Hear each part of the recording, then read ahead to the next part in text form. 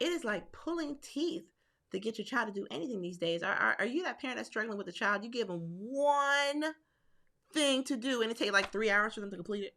Like I need you to wash that one mug, and it take them 6 hours to get the one. But it's not even one mug anymore. It's like 14 dishes in the dishwasher. I'm like, okay, why?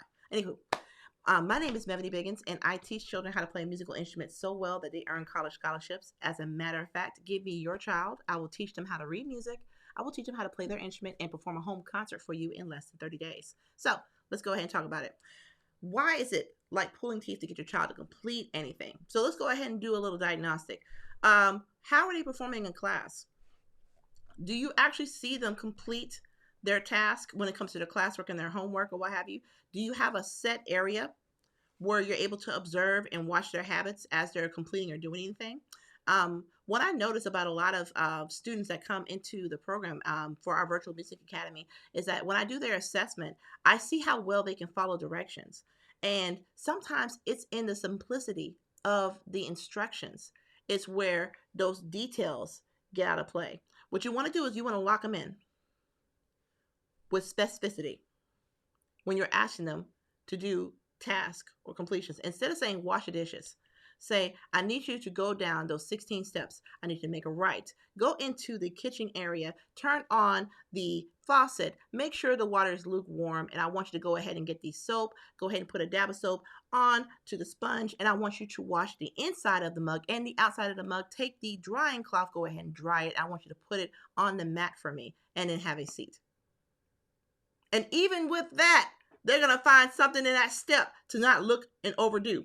But sometimes when we generalize directives, when we generalize requests, that's when ambiguity starts. And we have to break that habit of the ambiguity when it comes to the child. Sometimes the child likes to thrive in ambiguity. Well, I really didn't know what you mean. If you hear that a lot, well, I didn't understand. I don't know.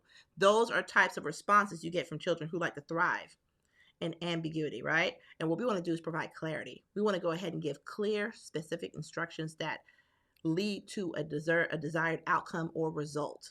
And there's nothing bad about that. It's just really helping the child build those soft skills of completion, execution, implementation, and honestly, thought. The ability to think and the ability to foster that level of understanding is something that we need to do on a consistent basis.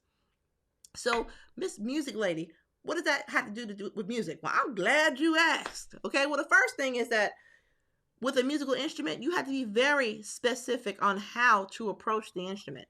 You can't just, approach the instrument any kind of way and expect a desired result or outcome. The discipline required to even learn music notation, rhythm, the other elements of music, common musical terms, how to prepare a piece, how to practice a piece, how to perform a piece.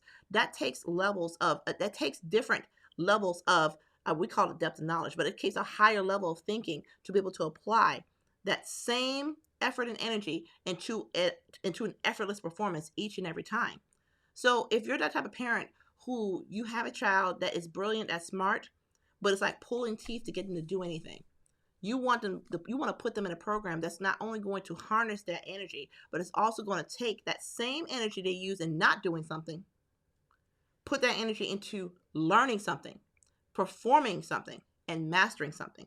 That's where we come into play. This is where you need me to teach your child. So go to mastermusicroadmap.com, download my guide, go to the bonus training video so you can get more clear information about how we use our prepare, practice, and performance framework to build not only confident musicians, but good children. And I'll see you there.